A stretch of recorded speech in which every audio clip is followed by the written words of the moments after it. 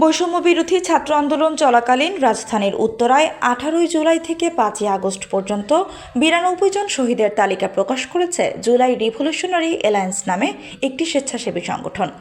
শনিবার দুপুরে উত্তরার 3 নম্বর সেক্টরে ফ্রেন্ডস ক্লাব মাঠে আয়োজিত এক সংবাদ সম্মেলনে শহীদদের তালিকা প্রকাশ করেন সংগঠনটির মুখপাত্র ফান্তাসির মাহমুদ।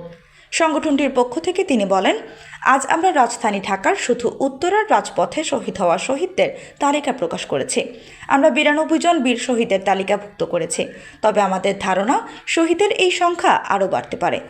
তিনি বলেন, উত্তরায় শহীদ 92 জনের মধ্যে 25 জন শিক্ষার্থী, 19 জন চাকরিজীবী, 10 জন ব্যবসায়ী, 5 জন গাড়ি বা রিক্সা চালক, 2 জন মসজিদের ইমাম, 1 জন ডাক্তার, 11 জন অজ্ঞাত এবং অন্যান্য 19 জন।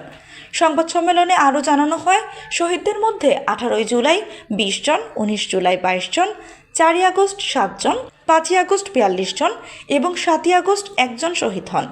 শহীদদের মধ্যে 26 জন 21 থেকে 30 বছর বয়সী, 18 জনের বয়স 31 থেকে 40 বছর, 10 থেকে 20 বছরের মধ্যে রয়েছেন 17 জন, 41 থেকে 50 বছর বয়সী 11 জন, 51 থেকে 60 বছরের মধ্যে রয়েছেন 2 জন এবং 60 বছরের ঊর্ধ্বে ও 10 বছরের নিচে শহীদ রয়েছেন 1 জন করে।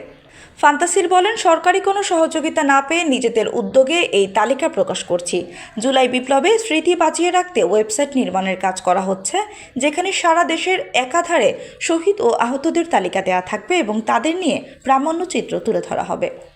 এ সময় উত্তরায় শহীদ পরিবারের সদস্যরা জানান, এত প্রাণের বিনিময়ে অর্জিত এই নতুন বাংলাদেশকে যদি সুন্দরভাবে গড়ে তোলা না যায়, তবে তা জাতির ব্যর্থতা হবে।